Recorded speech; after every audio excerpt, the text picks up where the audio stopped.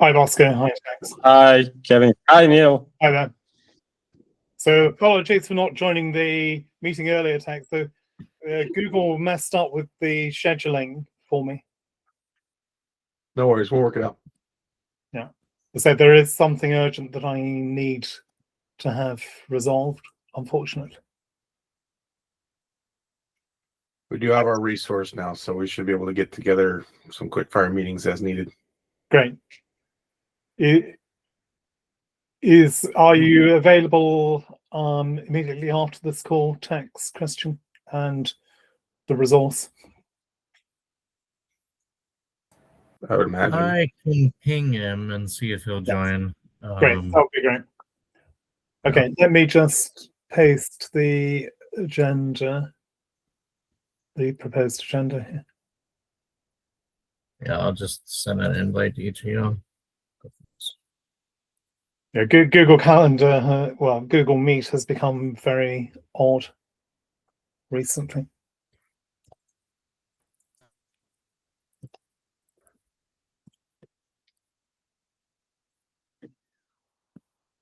$46. That's a lot. Happy Man. birthday. Happy birthday. Ooh. Thank you. And you've chosen to spend your birthday with us, Bosco, right? Why not? Let's have a party. Some people, yeah.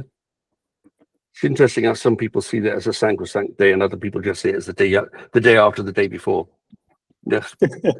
I feel with more years passing, like I feel like the latter. So like it's just another day. Mm. Hi, Nicholas. Or we miss everyone. Hi, Nicholas.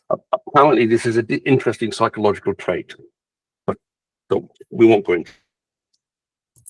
They can go after. What? How many of us? Viewers here? Kevin, Neil, Alexander is. Alexander is leading, right? He is not going to be on the call. Yeah, Alex is visiting the German government, as I understand it. Yeah, one this time. Sebastian, no? Sebastian is here. I think I declined another invite, not the current one I have. 6, 12.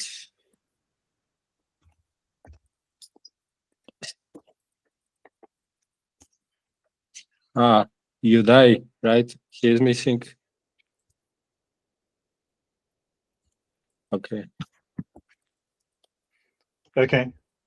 So thanks for letting us know that you have to leave early, Sebastian. Are there issues you're particularly concerned by from the agenda that we should aim to cover whilst you're here? No, I think's good. I missed the hard fork working group, but I think that is in the beginning, so I'm mostly interested in that. Okay, great.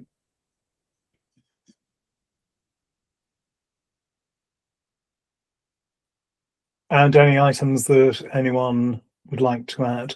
I included Fergie provisionally Tex, but I think if we can, he doesn't seem to be here. If you could shift him to say next week, I think that's probably a better thing to do. We'll be able to give him much more attention.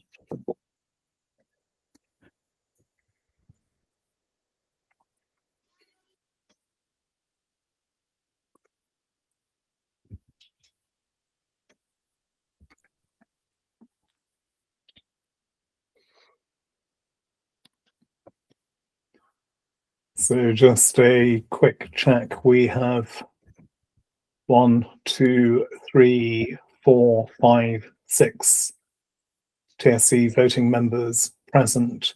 So by my understanding, we're quorate and we're missing 3 members. Is that correct?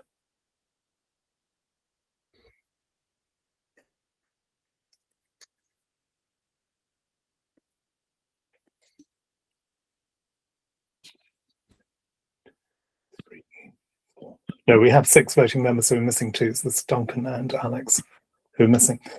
So I therefore propose that we start the meeting without waiting any longer. So welcome everybody to the Technical Steering Committee meeting for January 14th, 2026. I have pasted the agenda into the chat. If there are any items missing or that arise during the course of the meeting, we can cover them under any other business at the end of the meeting. So without any further ado, let's kick off with the actions from the last meeting, Bosco. My understanding is that most of the actions we'll be covering later in the agenda are the 1 or 2 items which are outstanding. Is that correct? I'm on mute. Yeah, I would say so. So do you want me to go through them right now, or we can assume we can cover them later? I would just go through any that aren't going to be covered later. I think that's probably the efficient way to do it. Okay. The first one was for you to follow up with Alex to confirm if the blog post thread regarding the Constitution Committee size was published. So do you know, is it or not? I've sent him a Slack message, but not had a response yet, Bosco. Okay, so He was away until the beginning of the week. okay, so it's still open. Okay.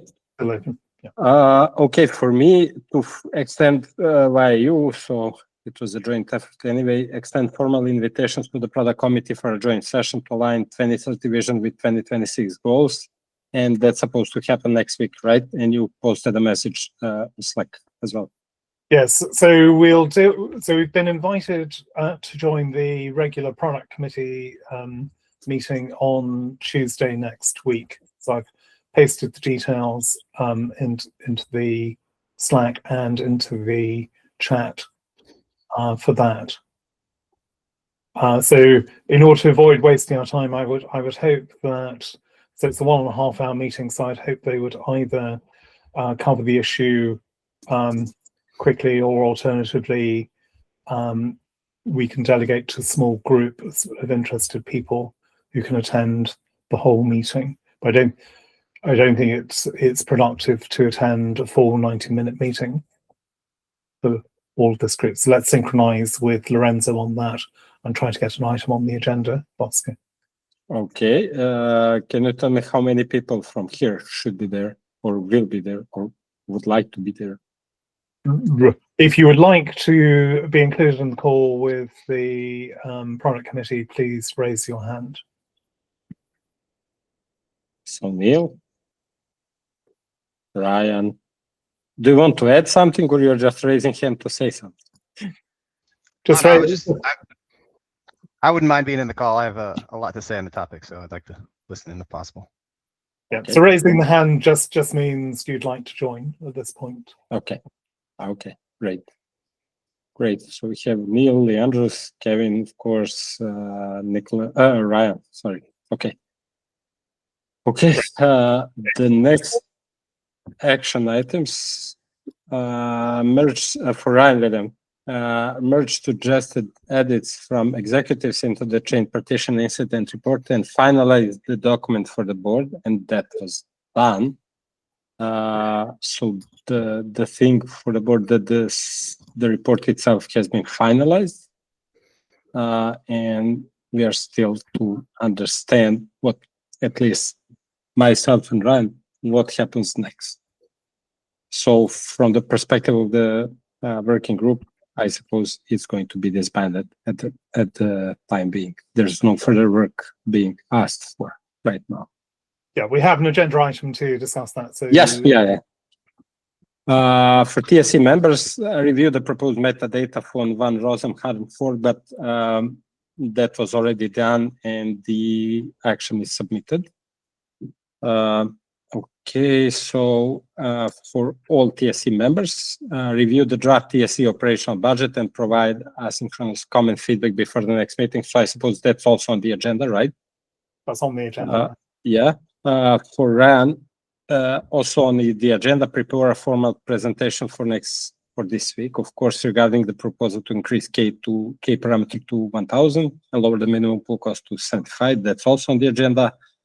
Kevin and Ryan Williams to meet and finalize the schedule for parameter updates and coordinate the timing of the upcoming governance action. So some of it was covered on the hard fork, some of it was covered between you two. So is that on the agenda as well? So what I'm proposing is we postpone that to next week, Bosco. Okay. It's not so urgent, Okay. and Ryan Williams is away this week, so we can cover that next one. Okay, and for We'll have to all answer mem- questions that people might have, of course. and the last one is all members consider and submit nominations for the vice chair position as soon as possible. So Kevin is still in a way alone in this effort. So it would be nice. I'm supported by 8 vice chairs. Bosco. Yeah, true. If you this is the risk you take, right? You are all vice chairs if nobody is nominated as vice chair.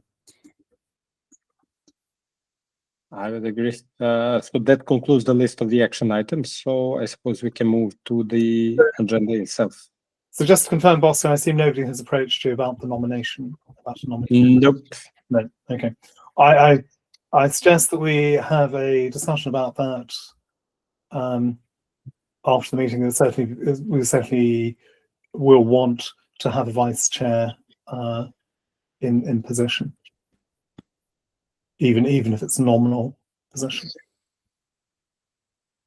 It's a good thing to put on the CV, guys, if you're interested in that.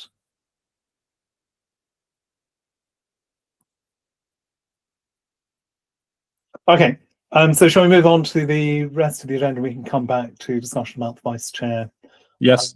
informally, as it's appropriate. So first item on the agenda was the chain incident report. So you've given a brief summary, Bosco. So we finalised the report on Friday. Ryan Williams and I edited the final version down, including some input from Neil and other parties. So from our perspective, the report is concluded.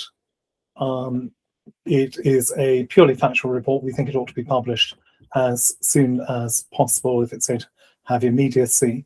It does uncover a number of issues relating to the general security and behaviour of the network, which we think are important for the community to be aware of, and it also summarises some of the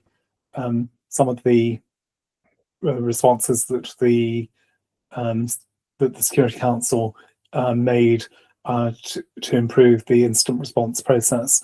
The key one of which, I think, Christian, was the appointment of a security incident officer. So we'll pick up on that later in the agenda. Neil, I know you were quite outspoken. I think I wish to go on record for saying that the board, that I wish to censure the board for changing the terms and conditions of the committee after it was agreed at the beginning. This was supposed to be a report that was published, that was just done and published, right, and people be informed. We have been told that we can't publish it; it has to be approved by them. Therefore, they changed the terms and conditions of the way you set up committees is you give them a remit, they go for it. Changing the remit at the last minute because you haven't thought things through is just such bad form and just shows incompetence on the behalf of the board and the Intersect committee to manage their affairs. So that's my comment. My comment is, you guys, there's nothing by doing. My secondary comment is, if they're approving it, they're taking on liability, which they don't currently have. Yeah. So I think we can. So I don't think we can precise too much without knowing some more details now. So we're just feeling our way in terms of what information is being provided to us. My understanding is that the Intersect executive is comfortable, and I think we should apply some more pressure. So Kevin, that's a little bit of an understatement. We were approached directly by Jack in a Slack message So I think if we can't take what the intersect executive tells us as truth, then basically we are in real trouble. So we were told it was the board that wanted to insert themselves, the executive. No? Right. What I'm suggesting is we apply a bit more pressure to the Intersect executive to get this report out Yeah. in a timely fashion. Also, I assume everyone is comfortable with that. Everyone on this group has access to that report. You can see the content, and you can obviously see that there's nothing that I would see as being concerning. It's a purely technical report. Can I suggest you take a PDF copy of it for your own records for the future? I'm being paranoid here, but I've already done that. If it were to get changed.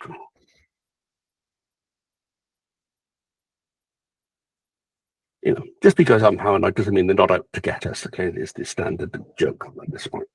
Yeah. So I just think that they're doing that. Nobody, given we met. I think we met all the time scales. We gave them we gave them several weeks to review it, and all the rest of it.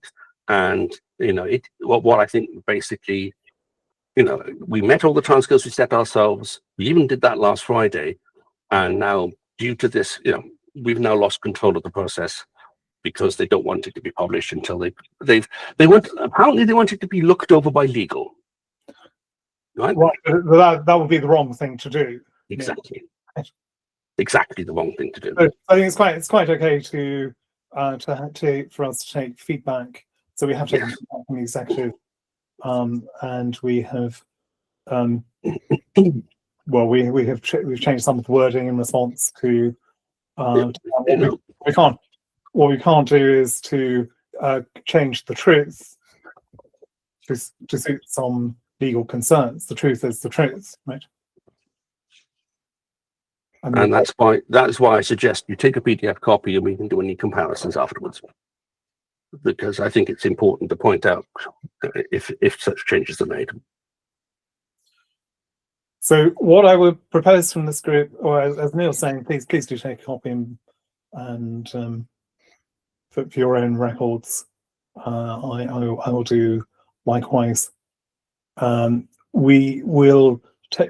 propose to apply additional pressure to the executive, and if necessary, to the board, to ensure the timely release of the report.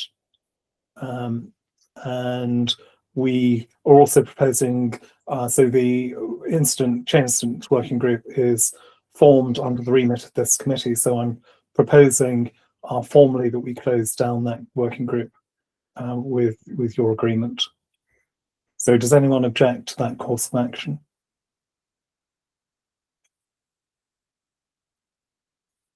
Okay, so I'm taking that as agreement that we do that, and Neil and I will report back on any issues to this group. So I think it's a good. So to summarize, it's a good report. It highlights some very interesting technical issues. So I think we've probably discussed those in this group before, but in particular the way the preferred chain recovered from the incident was very interesting and outside what we might have expected from the design parameters of Ouroboros, Preyas and the node implementation. So the fact that we were able to recover from a minority stake position was very interesting from a technical perspective. And yeah, Neil. And I would say opens up some interesting ways of constructing architectures that have more robustness than we thought we could have originally. From my perspective, I see this as there's no way you would have let me do that as a test. You did it in real life, and the certain aspects of it work reasonably well, which could be fed into building more robust systems, not just Cardano, but other Ouroboros-based system. So I think there's a no, in every cloud there's a silver lining. There is some silver lining in this cloud. And the analysis of the networking behavior is very interesting. So the way the network recovered is interesting, as also is the fact that there is no on-chain double spending. Okay, so the chain essentially recovered itself to the preferred chain without any, well, I won't say without any ill effect, but the chain that we ended up with is consistent. So we without any major interventions apart from replaying transactions from the non-preferred chain to make sure they were recorded on chain. Also, the way the incident arose is quite interesting. It's essentially a situation where a change uncovered a bug that had been dormant for an extended period of time. So neither of the changes was in itself hazardous. It was a combination of the changes that armed this particular hazard and that was then exploited on mainnet. Great. So we're not proposing to change, so we're proposing to disband the working group. We're not proposing to make any further changes from this point in time onto that report. And the current version is, I believe, version 0.5, dated Friday. So you could, job well done. Congratulations to the people who were involved in that.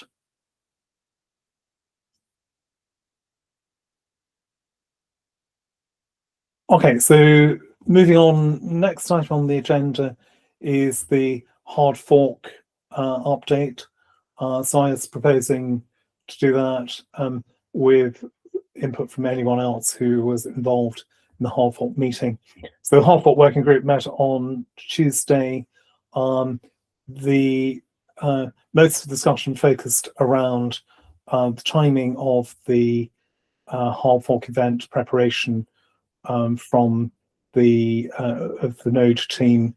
The info action to agree the name Van Rossum has been submitted on chain as of Monday this week. So that's out there, it's being voted on at the moment. There seems to be some support and no dissent at this point. When I last checked, I've pasted the link to the governance action there. In terms of the node, we're anticipating that the release candidate will now be based on node version 10.7 rather than 10.6. That's because 10.7 includes some features that we want to be adopted by the stake pools. So it will be slightly later, maybe a week or two later than would have happened with the node version 10.6. And whilst we might release the features in a 10.6, it's not obvious there's a lot of demand for that Bosco. So we could only deploy those onto a network such as SanchoNet.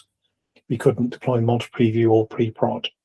So we need to wait for a 10.7 release anyway before we'll. And there is a concern for Prometheus for SPOs, right? That's one of the concerns. The information I had back is that the old tracing system is still available. It's just no longer the default Bosco. Okay, thank you. So that's progressing, and it's not possible to give an exact timeline yet. But best case information we have is we'd expect a release candidate based on 10.7 within 2 to 3 weeks from today. Exactly. And then we'll go through the usual process. So still on track for a possible Q1. There might be I just want to say there might be a slight change in the time of the next hard fork meeting, just to adapt to the reality that IOE has their meetings with about the node itself shortly after the supposed hard fork meeting. So probably we could do a later on Tuesday or something on Thursday or something like that next time. So we actually adapt so we get fresh information, by the way. So just an information, but I will see how to reconcile the calendars if it's possible. So. Yes. Okay. Thank Okay. you.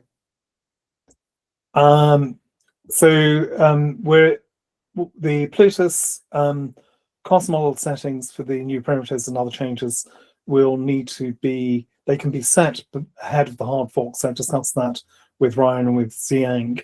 So we don't have to wait for the hard fork to happen before updating the cost model settings.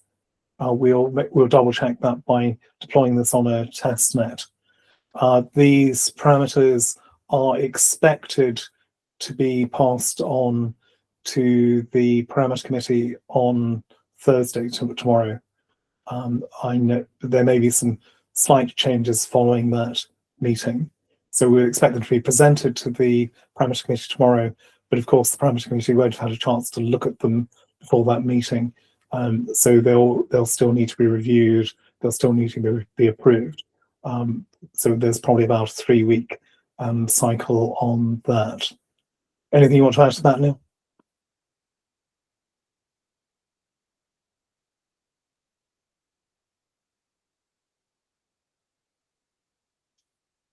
I'm assuming not. Sebastian, does that answer questions you had about the hard fork?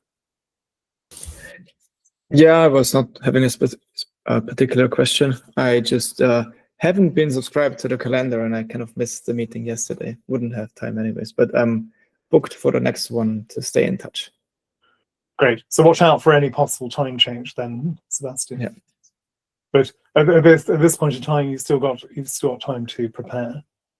And given the governance cycle, I'm sure you'll have plenty of time to update Hydra, etc.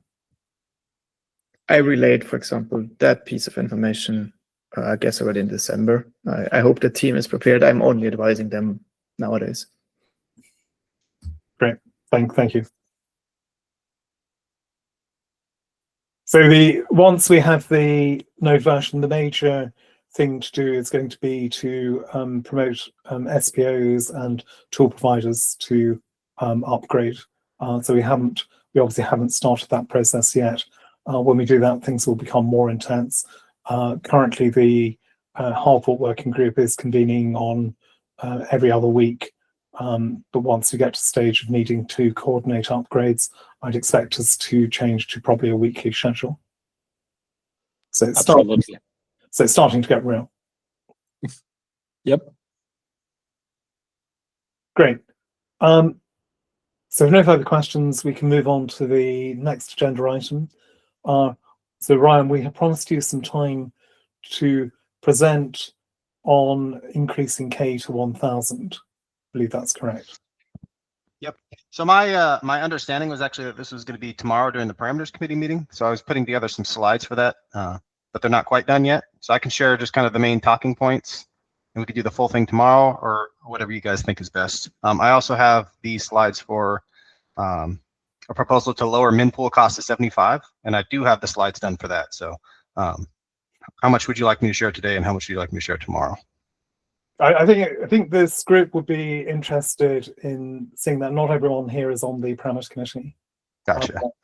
So I think it's probably useful there, and it's obviously also useful probably for Neil and myself to get a preview of what you're going to present. Okay, cool. I'm I happy will. with the presentation. Sounds good. I'll try and talk through the points to raising K, and then I'll try to. I don't have the slides done yet, so I'll try and get those tomorrow. But then I can talk through min pool cost to 75. I can share the slides with that if that works for you. Right. And then we can have an update next week following the parameter committee meeting. Perfect. That works for me. So raising K has been a topic of heavy debate for probably 4 or 5 years now. I think that was the last one it was set to 500. From 300 was about 4 or 5 years ago. And so there's definitely some research with the original reward sharing scheme that correlates with decentralization in terms of Nakamoto coefficient, correlating with raising K. So kind of the 5 points for the benefits, right? So of course, the number one is increasing the Nakamoto coefficient, according to the RSS simulator by the University of Edinburgh and the research and the original reward sharing scheme. A kind of secondary benefit that a lot of people maybe don't know as much is it moves the pledge benefit zone more into range of more SPOs. So right now, I think we only have 14 or 15 pools that are anywhere near pledge saturation because you need about 75 million ADA to pledge saturate a pool. If we were to double K, that moves down, and now you only need about 37.5 million ADA to saturate a pool, and the tail reaches down to more smaller SPOs. So there's a direct benefit to making pledge more viable as well. And then also one of the things in the input output research report that was released, I think last month, mentions the viability gap. It's a bunch of struggling pools. I think there's 800 or so. Actually more than 800 that are struggling below about 3 million ADA in pledge, which is roughly the point at which you need to make 1 block per epoch. So of course, moving stake to those pools to help them struggle less is another benefit. And this relates to long tail shrinking, right? So there's a long tail of struggling in a heavy distribution of stronger pools. Neil, I see you have a question. I just think that statement that increasing K will make those pools make more blocks. Mhm. No, that doesn't follow.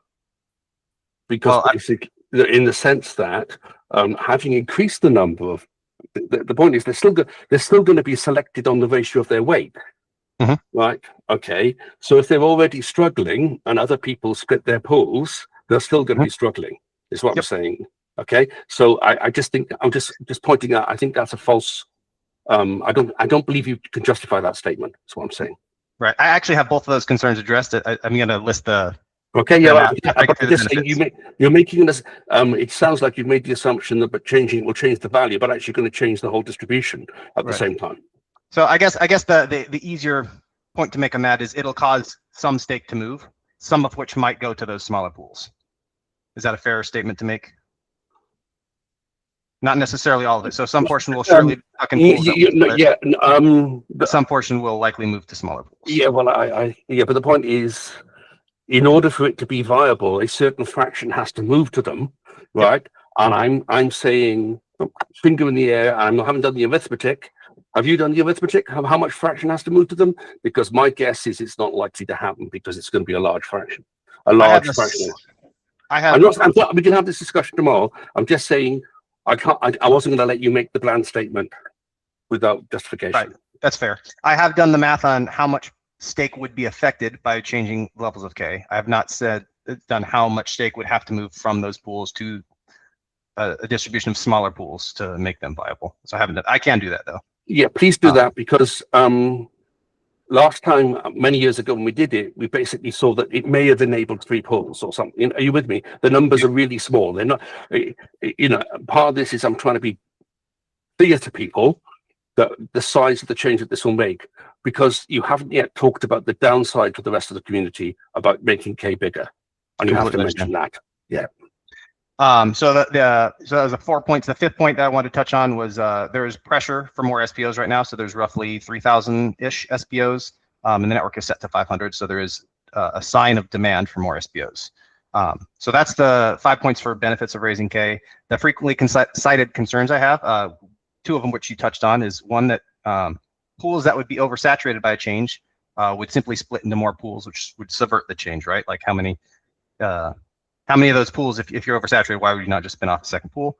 That's something we're trying to propose SIP 50 to mitigate, which will hopefully be voted on imminently, and we'll be able to see how that plays out before we put a break K change parameter on change. And what that would do is enforce a minimum level of pledge needed to fully saturate a pool. So if you're going to saturate multiple pools, you need to have a minimum level of pledge in order to saturate each of them. Second, frequently cited concern, stake is too sticky or immobile. Not enough people will move stake quickly enough, leaving us a whole bunch of oversaturated pools. That's the thing we're trying to mitigate with another SIP, SIP 163, which will also be voted on soon. Another one is raising K won't be enough to encourage stake to move to small pools because the ROI is still too poor for them. Again, this is actually one with dual fixes for. One is the proposal to lower min pool cost to 75, which would be the next presentation I'll make will be like the short term, and then the long term, of course, will be min pool margin, which is SIP 23. Also, another one that we're hoping to vote on, hopefully in the next few weeks. You guys will see that on Ecclesia. And then the fourth point is the frequently cited concern to Raising K. And I think, Neil, we discussed this last week. Alternate business models that subvert kind of the game theory, causing reality to underperform the simulations.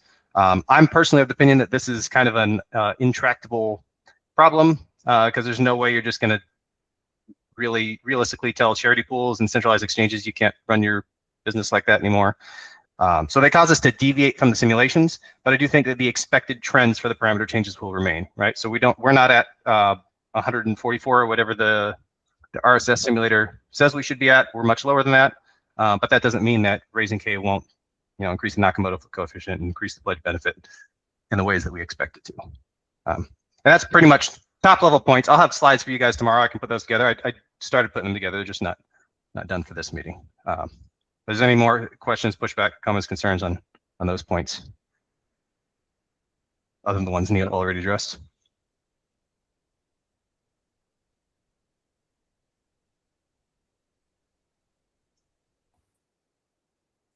Yeah, thanks, Ryan. No problem. Yeah, I agree with your point, Kevin, that pledge needs to be handled carefully so it doesn't drive us to more reliance on custodial stake in Wales. Yeah. As I've said to you privately, there's an assumption that pledge costs nothing, right? And the reality is that if you're a commercial operator, you probably have to consider that you might have to borrow the pledge and pay commercial rates of interest on it. So if you're a private operator, so if you're doing this just for yourself, if you're a whale, you don't have to worry about the cost of the pledge. You're just looking at a difference in the return that you can get for the pledged stake. If you're a custodial operator, you can perhaps freely use the pledge that has been delegated to you. So you perhaps have control of a very large amount of potential pledge. Okay, so you can weight the system in your favor. And so the people who may find it hardest to raise pledge are precisely the middle and small operators. And the ones who may find it hardest are quite possibly the ones who are operating on a more commercial basis rather than a hobbyist basis or custodial basis. So you just need to be careful with that this could impact the commercial viability for some SPOs. Agreed. So on the ballot we have coming out, that will have a vote for SIP 50 on what value of L, which will basically set what minimum level of pledge is necessary. We do have some very conservative values on there. I think 2,500 is the most conservative. And as you can see by this one here, that would mean in order to fully saturate a pool, you would only need about 30K ADA in pledge. And you could see the toggles here by how many small single pools and multi-pools that would affect. So we tried to pick some options that this doesn't affect a whole lot of the green single pool operators. So it hopefully targets the lower pledge multi-pools with surgical precision is the way I like to put it. So, and this will be something obviously that's voted on by the community. So if it's not a value they're comfortable with, that we have a greater than this number option that the community can signal that that's not conservative enough. And we also have some more aggressive options. So that will be completely up to the community. And the voting is both, including both GRAPs and SPOs, Ryan, and is stake weighted. Is that correct? That is correct. It is voted on by DREPs with their voting power and SPOs with their pledge. We'll be voting on that on Ecclesia. And that is, we've been in talks with the guys at Ecclesia, and they have it actually today. They're hoping to have it on testnet for us to play around with, and hopefully then we'll be able to launch that soon. So obviously you might then get a difference in result from putting this as an info action, because an info action we don't consider pledge as part of the voting process. Yeah, there are some other complicating things that make that hard to do with an info action. I do want to write a SIP to make it so that we can do more things in the metadata of an info action. But the way we're doing this poll is with majority judgment, where you have more than just yes, no, abstain as your options. So you have a list of values. I like 2,500 for L. I like 2,000 for L. I like 500 for L. And the winning option will be the one with the highest stake weighted median. And that's not something we have the flexibility enough to do with info actions quite yet, which is why we put together the ballot on Ecclesia.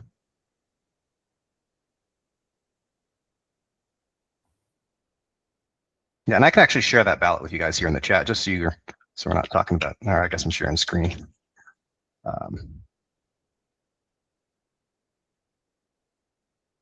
just so that we're all aware of the things that we're hoping to vote on.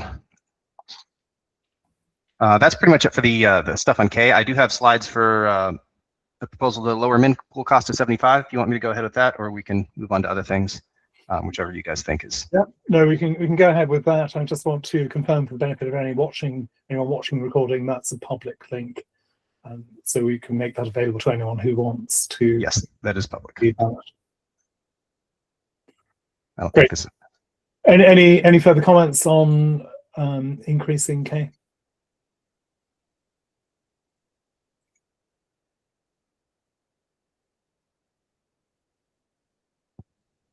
Okay, let's proceed to look at the min pool cost reduction to 75. Okay, cool. So this is another frequently debated topic in the community. Probably a couple of years now, it's been something that's been under discussion. And we just crunched some data and tried to show some points about how it affects the current stake distribution. So as a reminder of how min pool cost works, it's not a per block fee, it's a per epic fee. So if you're making 1 block per epic, min pool cost is charged from that 1 block you make. If you make 100 blocks, or I think the maximum is like 40 or 50 or something. If you make more than 1 block per epic, it's still just the first block that is taxed. So it's commonly referred to as a first block tax. So again, bringing up and this is some of this is AI generated, so don't take with a grain of salt some of the infographics on here, but the points are all from my notes. Again, the viability gap from the input output research report. A lot of pools, roughly around the 3 million ADA mark in stake, are struggling. And again, that correlates very heavily, that 3 million, with the 1 block per epic threshold that these pools need to get over, which is exactly where min pool cost is most punishing to those delegators, right? So min pool cost punishes the delegators to pools in that sense, that the operator will take the bigger portion of the fee. The delegators will have a lower ROI than that. And this is kind of a graph showing how min pool cost affects different pools depending on how many blocks those pools make per epic. So you can see if you're making 1 block per epic right now, I think it's about a 322 ADA block reward is what you get for making a block. And min pool cost is 170. So that represents roughly a 55% penalty that delegators eat off of every block that their stake pool operator makes, if that stake pool operator is making 1 block per epic. And you can see it falls off fairly quickly as soon as you start making more than 1 block per epic. There it seems to show that's negligible around 10 blocks per epic. But it does drop off very quickly. So this is an interesting graph that plots the penalty to, this is only showing pools that make 1 block per epic, but it plots the penalty over time as the block reward has shrank from around 1400 ADA after the Shelley hard fork. And this goes all the way to the future, which is in February 2028. And the way it works is that when min pool cost was 340 ADA, that was about 22-ish% of the 1400 ADA block reward. So these pools were the delegators to small pools after the Shelley hard fork were eating a 22% penalty. And as the block reward shrank, it increased up to 56.5 until Epic 445, which was in October of 2023 when we lowered it to, we lowered min pool cost from 340 ADA to 170 ADA. And that shrank the penalty back down to 28.3. And we've been creeping up since then, and we're now back to 52.8 penalty and getting pretty close to an all-time high on those pools. And what will happen is that if we don't change min pool cost, then block rewards will continue to shrink. And in February 2028, the block reward will be smaller than the value of min pool cost, meaning that the operators will take 100% of rewards from all those blocks, and there will be no benefit at all for delegators to delegate to a pool that makes 1 block per epic or less. You'll receive no rewards.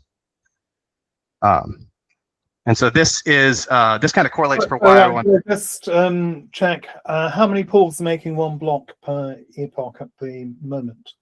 I Do you have that number? think that might be on an earlier slide. How do I change slides? 873. 870. Okay. That looks, I think that's the correct number. And so this kind of slide shows why I think 75, setting min pool cost to 75 is a good number, because it sets it back roughly to about that 22-ish% penalty. I think it's like 24, 25%. So if the current block reward is 322 ADA right now, min pool cost is 75. 75 out of 322 is roughly 24-ish%. So that will put it back to the same range that we've revisited twice now, and this would be the third time if we lower it. This is a screen. Can I go back to the previous draft? So what I'm seeing here is we cut it. We'll cut it again. Okay, we'll reduce down to about the same base level. But what I'm seeing from your slope is that each time we do this, we increase the rate of the slope. So we can keep cutting it, but at some point we will very quickly run out of margin and run out of room with reducing this parameter anyway. So we can do it maybe 2 or 3 more times, but we need something more radical. Correct. Yeah, I have a more permanent solution towards the end of the slide, but yes, you are correct. And that increase in slope is due to the decreasing of block reward over time. The block reward is decreasing, and that causes the slope to increase. So this is a clip from the Input Output Research report showing the current as of when this was taken, distribution of pools, how much their fixed fee is, and it shows that most pools, even today, since we lowered min pool cost to 170 in October 23, still today most pools are 348 a fixed fee. So this is strong evidence that there is not a race to the bottom, or there was not, because the bottom as it stands now is 178 and that is still not the dominant fixed fee on the network. So I believe that this is pretty strong evidence that is not as much of a concern as it's chalked up to be. And then the other one, also from that report, there's some concerns about Sybil attacks being supported by min pool cost supporting Sybil attacks, because it creates an incentive for pool splitting, right? To just have a handful of blocks, pools making 1 block per epic to charge that min pool cost as much as possible. And it's a very low benefit, right? So you don't get a huge amount of payoff from splitting pools, but it is a small incentive nonetheless. And there's a kind of conclusion from the report that min pool cost favors Sybil attacks and should be lowered to 0 or removed. And then the last thing is, this is kind of a Band-Aid fix, as we kind of alluded to before when we were talking about the increase of that slope. So this allows us to kind of buy time until SIP 23, which is min pool margin, gets implemented. And the way that works is it no longer becomes a fixed fee per epic. You would set a minimum percentage-based fee that would apply equally to all pools, regardless of how many blocks they make per epic. So if you set it to 5%, you make 1%, or you make 1 block per epic, you get 5% of that 1 block. You make 10 blocks per epic, 5% of all 10 blocks. So it's a flat line. If we go back to this would be a flat line. So that would be the permanent solution, but that is not the next hard fork, but the one after away. So there is some time for that solution to be implemented. I think that's it. We'll probably need to introduce a new era, Ryan. So we're probably talking about the Dijkstra hard fork. So that's at least protocol version 12. Right. So the purpose of this proposal was to see if there would be support from the technical steering committee and the parameters committee to put forth in the eventual future. I know we have at least 3 other parameter changes we want to make prior to the Dijkstra hard fork. But probably after that, if we want to support a proposal to lower min pool cost to 75, I hope that this makes the case for that. Just to clarify, you're mentioning rewards. Block rewards is decreasing over time. This is only true for the reserve-backed parts, right? I put it also on the chat. The rewards for a block are also coming from all the fees which are going to be collected throughout the epoch, and I think by performance, blocks minted, I think is then distributed. But I think that makes a small fraction only now, and that's probably why the decrease in reward paying is so much dominant, and especially the small pools. That is correct. An ideal solution, the best thing we could do is if we made a lot more on-chain fees, then we could actually increase the block rewards, and that would solve all of our problems. But that is much, much harder to solve. So ideally, we'll get that as well. Yeah, that's a product problem, right? Adoption. Yeah. Well, increasing the fees is easy, Ryan, but that doesn't necessarily mean increased usage or increased time. Yeah, I guess SPO revenue, right? If you increase the fees, there could be a paradox there where we actually get less usage and then less less fees. So revenue is the correct term. We need revenues for SPOs and their delegators, which comes from usage of the chain. Yeah. Yeah, well, you're absolutely right. What we don't want to be doing is doing what the UK Postal Service is doing, which is increasing the fees because people aren't using the post. And that means people use the post. I do actually, maybe this is for a separate time, but I want to make the case for actually lowering fees once we get closer to the linear Laos hard fork and we have more capacity to work with. I think there's a case to lower fees to attract more users to get more revenue on chain. I think there's a case to be made there, but that's for another time.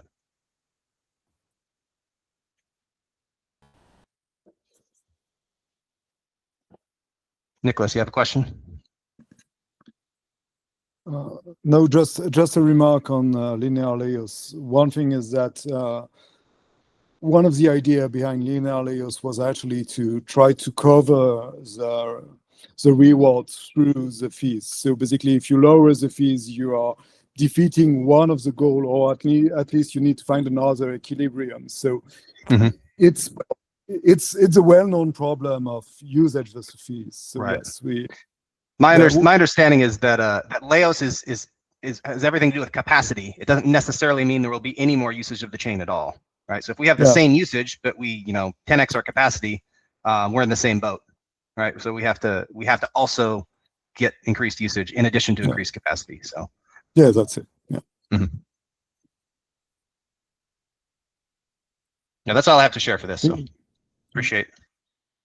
There's no more questions. I appreciate it, guys. One thing we discussed as well on this topic was that at the moment there's no correlation between the value of ADA and the fees, which sometimes provide a lot of friction for institutions or companies that want to invest into a blockchain solution, because you lose predictability in the cost of your solution. Something that also might be interesting to look at from a fee perspective. It's way beyond the problem of fee distribution, but it's something that is important also for the adoption. It's very hard for a company to predict the cost of a blockchain solution for them. So Kevin, you have a by value, you mean fiat value, Nicholas, because the absolute value has remained constant. The absolute value in ADA remains constant. Correct. The fiat value may vary. And companies are making their budget in fiat value, not in ADA, unfortunately, at the moment. Well, then we just have to change the world, right? I mean, it would solve a lot of our problem if everybody was paying things in ADA, I agree.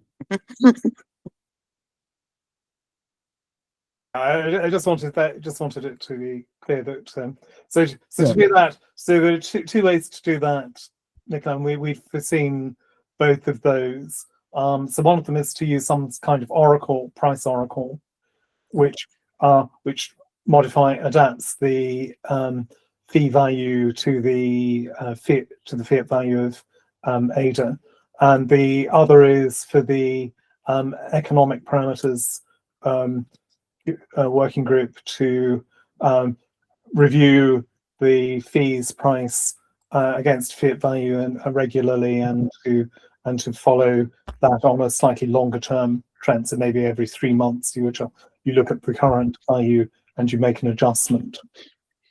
Which could be Ryan has already worked on it. This is some preliminary research I've done. But my way of thinking about the fees is it helps to think of it in terms of a business, right? We want to attract more users. So if we have slightly lower fees than our competitors, there's perhaps that might be a reason for them to move from our competitors to our chain. So I tried to come up with a list of actually comparable chains.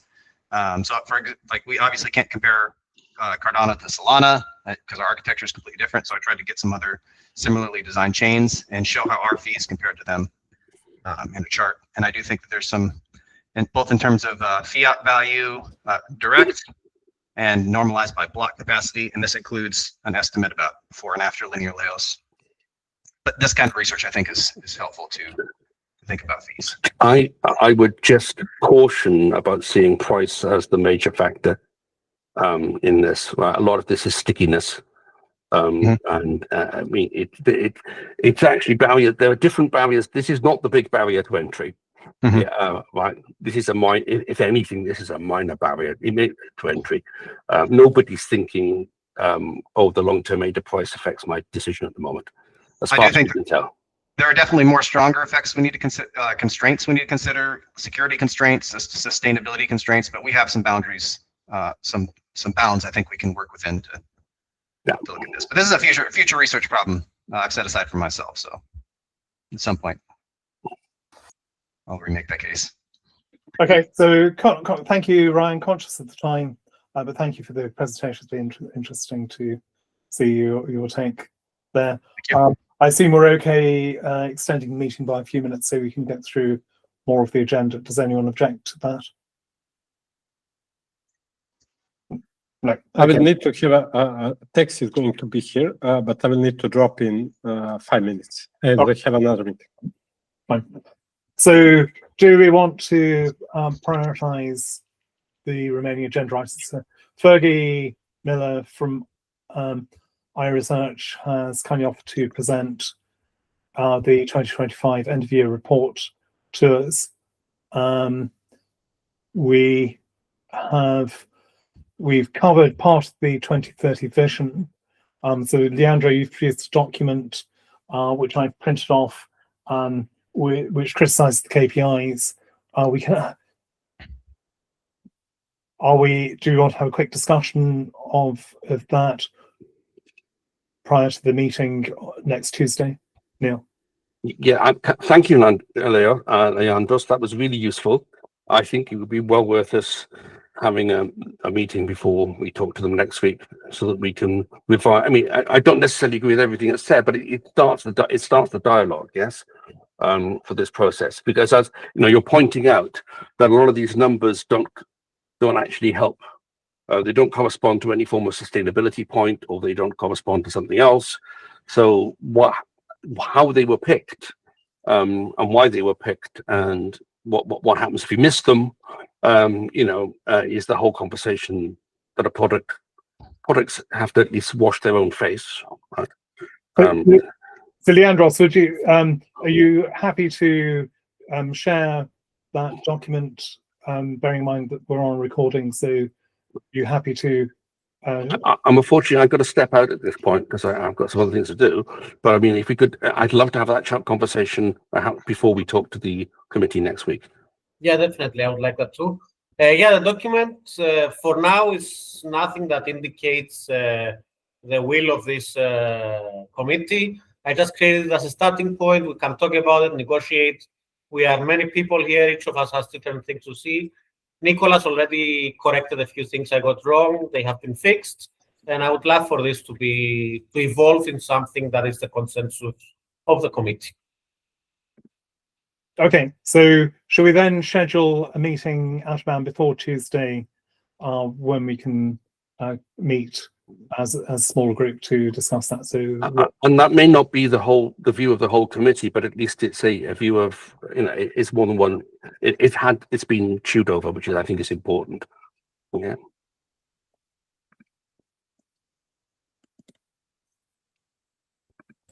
Okay, great. So we'll take an action to schedule a meeting to discuss that prior to the meeting with the product committee next week. Should we allow Fergie to present the IOR 25 end of year report? People happy with that? Thank you, Neil. Fine. Fergie, go ahead. We can give you a maximum of 5 minutes, I'm afraid. But if you want to come back to a future meeting, we could schedule a longer slot for you. Yeah, no, thanks, Kevin, and thank you to everyone for making the time available today. I've just dropped into the chat the 2 end of year reports from IOR, one for foundational research and one for technology validation. They're both up on the forum, and we're inviting community feedback through to the 23rd of January, when we will then incorporate any feedback and publish final versions of the report. They're similar to the mid-year reports that I came on presented in terms of format. So it's a similar document. I'll just run through them quickly now in the time that I have. So on the forum, there's a short summary and a link to the report here. This is the foundational research one. Again, it's a standalone document, but refers to the proposal. If I drop to the content section, it outlines the approach, the steps and the role that fundamental research undertakes, the Cardano vision that incorporates 9 focus areas. It summarizes the impact. I think we worked on 7 focus areas primarily through 2025, and then it itemizes the work performed for each of these streams. If I take one of these streams, such as sort of fair transaction processing, for example, it provides an overview, the context, a summary of the work performed, the deliverables, and the results, which are beyond state of the art. In the appendix, we've got a table of deliverables. So I'm pleased to say we published 24 papers in 2025. Our obligation was to publish 20, so that's 20% over. And there are some notable research conferences, including crypto, financial crypto, and a number of others. From a communication and dissemination perspective, we made huge efforts to improve how we communicate in the era of Voltaire. We have the library up on the IOG website. We have the YouTube channel. We have blog articles, of which I've highlighted a number here. We also had an ongoing social media campaigns. One of the things we did kick off last year was the Cardano R&D sessions. These are monthly sessions, typically starting with a research presentation and then bringing in stakeholders from the community for a roundtable. And we covered Hydra, tokenomics, which I think Ryan, you were on, Ouroboros, a dedicated session for SBOs, and then interchains as well. So that's sort of the structure of the report. In terms of the impact, I mean, I'll leave it for you guys to sort of read in a bit more detail, but from an operating system or smart contract perspective, we did work on storage and location-based services. Under Omega, obviously, Perez and Laos, but again, there was other work on fair transaction processing, Minotaur, proof of useful work, and congestion control. Tokenomics looked at sort of system design, but also reward sharing and transaction fees. Democracy was looking at governance protocols and incentives. Hydra was looking at the tail, state channels, and then optimization tools. Interchange was quite a sort of large section for us, looking at bridges, light clients. Again, sort of tokenomics in a sort of dApps or sort of multi-ecosystem environment, and then sort of consensus as well, with zero knowledge sort of cross-cutting across a lot of those. So there's lots of work there, lots to read.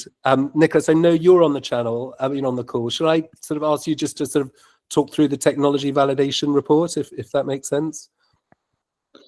Yeah, I can.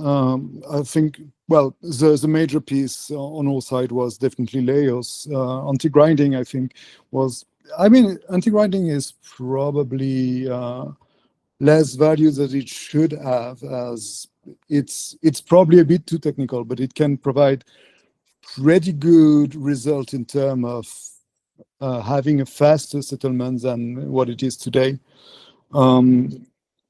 I think there was many doubts at the beginning when we proposed our budget regarding items that are related to partner chain. I think we make some breakthrough in the context of ZK proof on Cardano that can be useful to many other projects than partner chain itself, which probably provides some insight on the value that has been collected here. Kfish is one of the last one we worked on, which is a way to take advantage of nested transaction-like stuff to have a marketplace where people can provide for you a transaction with some requirements that come from the user. I think that's roughly it at some moment. One thing, regarding TV8, actually, the last item, analyze and model linear layers. I think an important thing is that we haven't closed our work with linear layers after the CIP. We are still working on it, especially taking into account the feedback we got from linear layers and making thorough analysis of some details of linear layers to come with evidence of the behavior of linear layers. I guess we are very short on time, so the best I can propose is people to go through this report, and if there's further question, I'm happy to answer them in a future meeting if needed. Great. So we can take an action to look through this. If you can share the links with us, Fergie or Nicola. Yes, we posted them in the chat already, and you'll see that there's a link to all the repositories as part of the deliverable section under each report for people to read through as well. Great. So thank you. So we'll do that, and as you're saying, we can come back to that, Nicholas. I think it probably deserves a more in-depth discussion, but we can't do that without reading the reports first. I can also help on the research side with less insight, obviously, but if you have some questions on the research, I'm happy at least to act as a proxy if needed. So if I can answer it myself, I'm happy to. Otherwise, I will just relay the questions to the research team. No problem. Yeah. We're also happy to join future sessions if that makes sense. So please relay that request by Nicholas if needed. Great. So Nicholas, you'll take ownership of that action. Yeah, no problem. Thank you very much. Brilliant. Final two items. Christian, I've added an item in here to talk about the security incident response officer. Did you or Tex want to say something? Yeah, I can. We'll have a bigger announcement go out, but after looking at candidate profiles and stuff like that, we went with Mike Hornan. He's been onboarded this week, and he'll be taking point on our SecOps for handling incident response, and then also helping the Security Council improve better operations all the way around. And he does have direct support from myself as well as Tex. So, yeah. I don't know if there's any more to add to that. Great, so that's good to hear. Mike is a well-known community member, of course, so it's great to have him on board and handling that. The only other thing that I had, which really needs more time to go through, is the proposal for the TSC operational budget. It's been a long-standing item. We should have a discussion. Again, I think probably the best way to do that is to try to organise an out-of-band meeting, and then we'll spend proper amounts of time on it next week. I'm not going to be here the week after, so it probably isn't a good thing to do then. I've raised the general principle of the budget with various parties, including Intersect, the Intersect Executive, and the Intersect Steering Committee this Monday. So there seems to be general support. We just need to define what it is that is sensible for us to do, what the timescale is, and having worked that out, we can convert it into some kind of ADA budget, for which we will need input from the from Intersect. And as I was saying before, I don't expect it to be a substantial budget, but we do need something to support the operation of this group. Were there any other items we haven't covered? Any other things that we should consider today?